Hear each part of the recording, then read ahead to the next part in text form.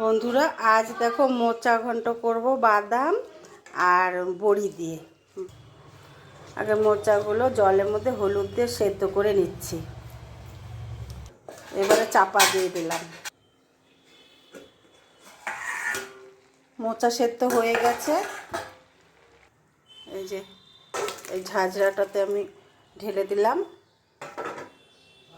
জল ঝরে যাবে। এবার বাদাম কিছু ভেজে নেব মোচাতে দেবার জন্য। বাদাম ভাজা হয়ে গেছে, থালাটার মধ্যে নামিয়ে দিচ্ছি। ঠান্ডা হয়ে গেলে তারপর খোসাটা ছাড়িয়ে নেব। তেল দিয়ে দিচ্ছি।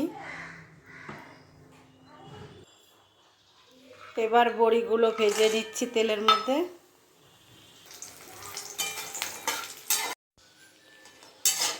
বড়িগুলো নামিয়ে দিচ্ছি, ভাজা হয়ে গেছে।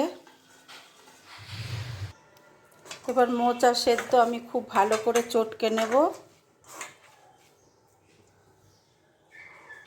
মোচা আমার চটকানো হয়ে গেল, দেখো মোচা চটকে নিয়েছি ভালো করে।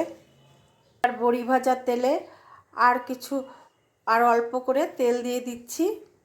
মোচাতে একটু তেল লাগে, তেল না হলে কিন্তু মোচা ঘন্ট ভালো লাগে না খেতে। এই যে সাদা জিরে, শুকনো লঙ্কা, তেজপাতা ফোড়ন দিয়ে দিলাম।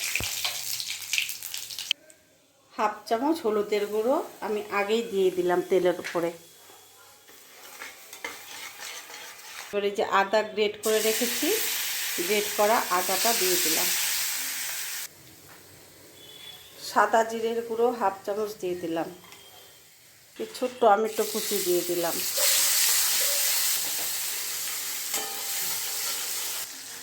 মশলা কষানো হয়ে গেছে।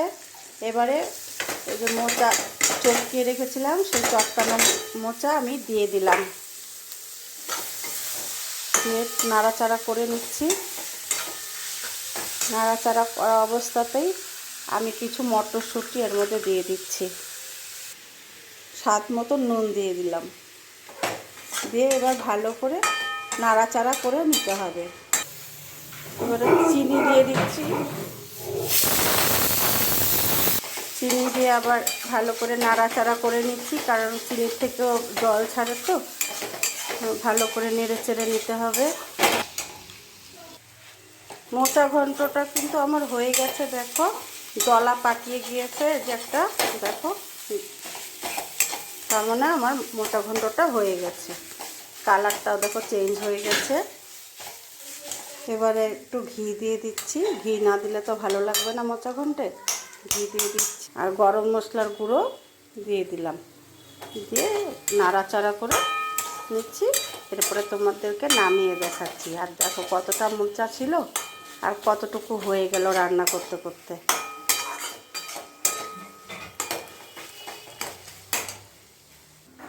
এই দেখো থালার মধ্যে আমি ঢেলে দিলাম মোচাটা ভাজা আর বড়ি ভাজা ওপর দিয়ে আমি দিয়ে দিলাম। আর দিয়ে দিচ্ছি দেখো কাঁচা লঙ্কা কুচি।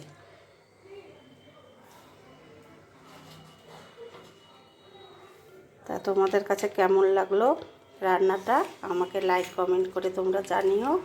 ভালো লেগে থাকলে শেয়ার করে দিও। সকলে ভালো